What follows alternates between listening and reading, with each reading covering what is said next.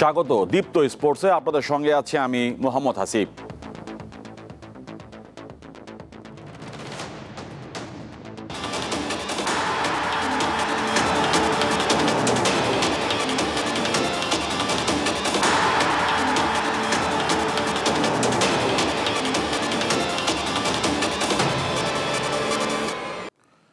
ক্যারিবীয়দের বিপক্ষে one day series জয় পেলেও অধিনায়ক মেহেদী হাসান মিরাজের মাঠের কিছু সিদ্ধান্ত নিয়ে সমালোচনা চলছে।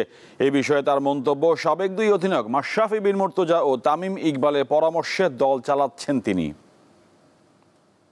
সাকসেসফুল ক্যাপ্টেন আমি যদি বলি, মনে করেন যে মাশরাফি ভাই তিনি আমাকে অনেক সাপোর্ট করছে এবং আমাকে বলেছে, তামিম ভাই আমাকে ফোন দিয়ে বলেছে যে এইভাবে করলে ভালো হবে। কারণ আপনি যদি দেখেন তারা কিন্তু দুইজনই বাংলাদেশের সবচেয়ে মোস্ট সাকসেসফুল ক্যাপ্টেন। তো কোনো টিম যদি বাংলাদেশে আসে, আমরা তো অবশ্যই আমাদের হোম অ্যাডভান্টেজটা আমরা নিব, কারণ দিন শেষে সবাই কিন্তু রেজাল্টটাই কিন্তু চায়। হয়তো আমরা বিশ্বকাপে যে আমরা অনেক ভালো কিছু করতে পারিনি, সেটার জন্য আলাদা একটা প্রসেস এবং সেটার জন্য আলাদা একটা প্ল্যানিং করতে হবে। এবং আমার কাছে মনে হয় যে সেই প্ল্যানিংটা হওয়া উচিত 2 থেকে 3 মাস আগে থেকে। বাট বাইল্যাটারাল সিরিজগুলোতে আমার কাছে মনে হয় হোম অ্যাডভান্টেজটা খুবই ইম্পর্টেন্ট। ওয়েস্ট ইন্ডিজের বিপক্ষে সিরিজ জয়ে লম্বা সময়ের পর আনন্দের উপলক্ষ খুঁজে পেল বাংলাদেশ। হোম অফ ক্রিকেট খ্যাত মিরপুর স্টেডিয়ামের রহস্য ঘেরা পিচ থেকে অর্জনের ঝুলিটাও কম নয়।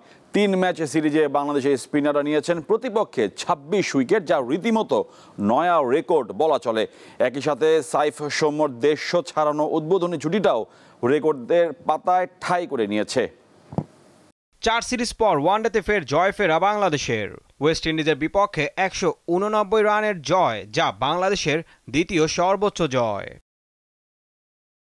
সিরিজে রান করা ও উইকেট শিকারে এগিয়ে বাংলাদেশের ক্রিকেটাররা। রান সংখ্যায় শীর্ষ 5 ব্যাটসম্যানের প্রথম 4 জনই বাংলাদেশের, যেখানে শীর্ষে আছেন 3 ম্যাচে 140 রান করা সৌম্য সরকার, তারপর নাজমুল হোসেন শান্ত, তাওহিদ হৃদয় ও সাইফ হাসান। ওয়েস্ট ইন্ডিজের একমাত্র শাই হোপ শীর্ষ 5-এ জায়গা পেয়েছেন। বোলারদের তালিকায় পুরো আধিপত্য স্পিনারদের। 12 উইকেট নিয়ে সিরিজ সেরা হয়েছেন রিশাদ হোসেন, যা ওয়ানডে সিরিজে বাংলাদেশের কোনো স্পিনারের সর্বোচ্চ অর্জন। আগের রেকর্ড আরাফাত সানির 2014 সালে জিম্বাবুয়ের বিপক্ষে 10 উইকেট। রিশাদ ছাড়াও আছেন নাসুম আহমেদ ও তানভীর ইসলাম। আর ওয়েস্ট ইন্ডিজের একমাত্র প্রতিনিধি আকিল হোসেন 6 উইকেট নিয়ে দ্বিতীয় স্থানে, আর অ্যালিক অ্যাথেনেস জায়গা পেয়েছেন সেরা 5-এ। মিরপুরের কালো পিচে সৌম্য সাইফের ব্যাট থেকে আসে 176 রানের রেকর্ড উদ্বোধনী জুটি। 4 ছক্কার ঝড় তোলা এই জুটির মাধ্যমে বাংলাদেশ ওয়ানডেতে সর্বাধিক 14-6 রেকর্ডও স্থাপন করে। তবে এবার সিরিজে সবচেয়ে বেশি নজর কেড়েছে স্পিনাররা। 3 ম্যাচের ওয়ানডে সিরিজে মোট বল করেছে তারা 1363টি, যা 1998 সালে জিম্বাবুয়ের শ্রীলঙ্কা সফরে 1244 বলকেও পেছনে ফেলেছে। সিরিজে বাংলাদেশের স্পিনাররা উইকেট নিয়েছে 26টি, যা 3 ম্যাচ সিরিজে বাংলাদেশের রেকর্ড। আগের রেকর্ড ছিল 19টি, যা 2022 সালে ওয়েস্ট ইন্ডিজ সফরে। ঈশান হাসান, দীপ্ত স্পোর্টস। ওয়ানডে মিশন শেষে এবার টি-20 প্রস্তুতি শুরু। বাংলাদেশ দলের 3 ম্যাচ সিরিজে প্রথম 2 টি-20 জন্য 15 সদস্যের দল ঘোষণা করেছে বিসিবি। চোটের কারণে এশিয়া কাপে কয়েকটি ম্যাচ খেলতে পারেননি লিটন, ছিলেন না আফগানিস্তানের বিপক্ষে সিরিজেও। তবে ওয়েস্ট ইন্ডিজের বিপক্ষে টি-20 সিরিজ দিয়ে দলের নেতৃত্বে ফিরছেন তিনি। বীরশ্রেষ্ঠ মতিউর রহমান স্টেডিয়ামে 27 অক্টোবর প্রথম, 29 অক্টোবর দ্বিতীয় ও 31 অক্টোবর হবে তৃতীয় ম্যাচ।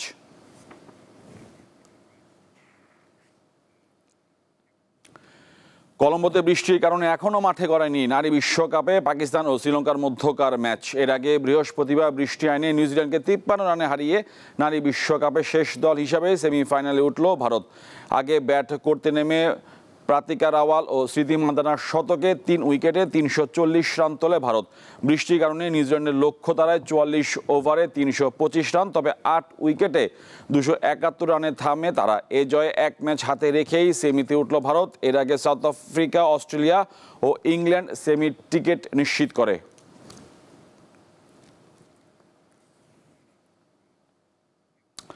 আন্তর্জাতিক টি-20তে 1 বছরের সর্বোচ্চ রানের রেকর্ডের মালিক এখন অস্ট্রিয়ান ব্যাটার করণবীর সিং।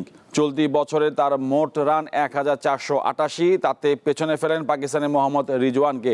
2021 সালে তিনি করেছেন 1326 রান। অস্ট্রিয়া ক্রিকেট দল রোমানিয়ার সাথে করণবীর টি-20 সিরিজের প্রথম ম্যাচে 57 ও দ্বিতীয় ম্যাচে করেন 90 রান। তাতে রিজওয়ানের বিশ্ব রেকর্ড ভাঙেন তিনি।